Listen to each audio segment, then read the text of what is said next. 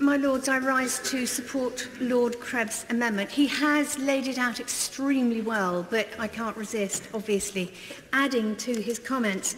I would like to say, first and foremost, this is nothing to do with Brexit. It is nothing to do with exiting the EU. It is all about British institutions. And quite honestly, that disgraceful contribution just now, I take deep offence at.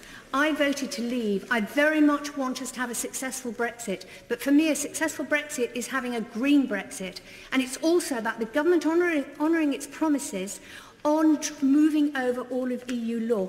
In my view, this is the most important amendment that we've considered in the whole of the passage of the bill.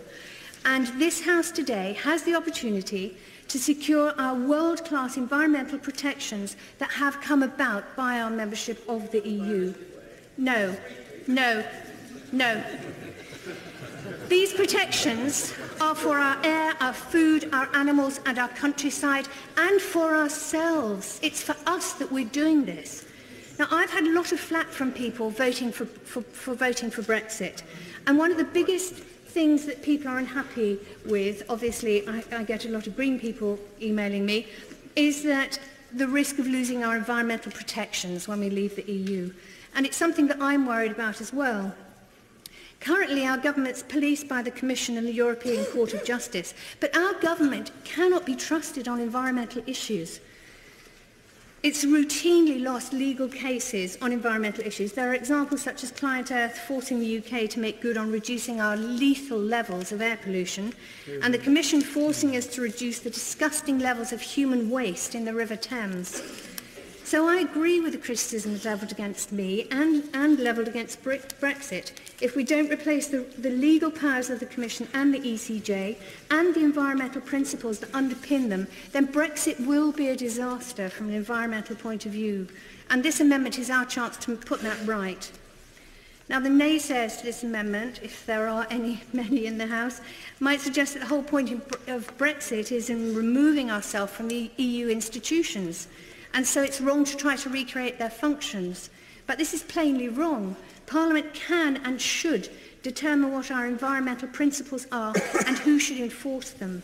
And it's perfectly right for Parliament to insist that a statutory body with real enforcement powers should hold the government legally accountable to its national and international environmental obligations. And to me, the crucial part of this amendment is paragraph 1. The government has repeatedly promised us that leaving the EU would not mean any diminishment in rights and obligations and protections, but clearly, if we do not pass this amendment, we will be diminished. Now, others have said, other members of your Lordship's House have said just how feeble the option is that the government is offering us. And the reason for this feeble environment watchdog is probably because of the divisions in the government.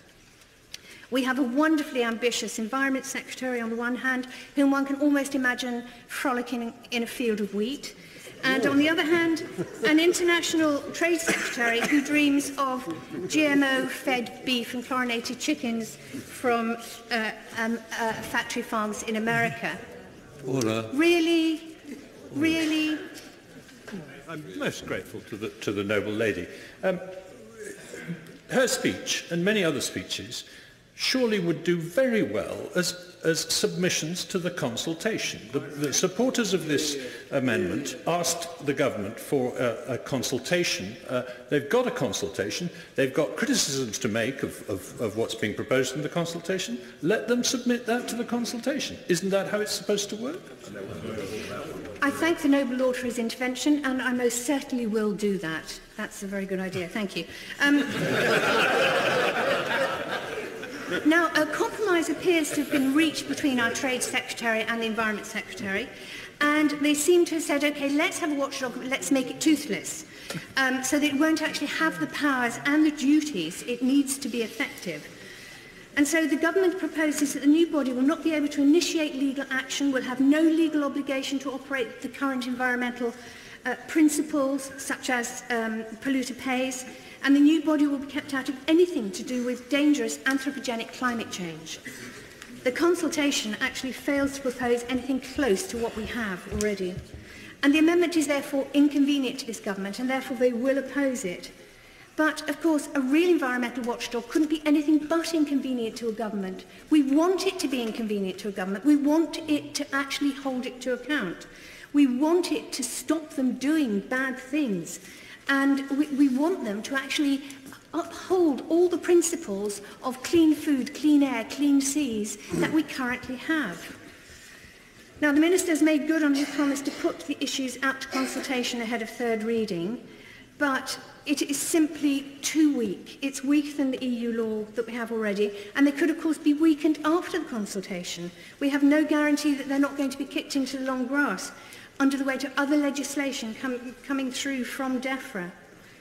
And so it's less than a year to Brexit Day, and it's obvious that the government's promised bill on the environment simply cannot be passed until long after we leave the EU, which means there will be a governance gap which we cannot afford. And so, my Lords, I do urge every member of this House to please vote for this amendment.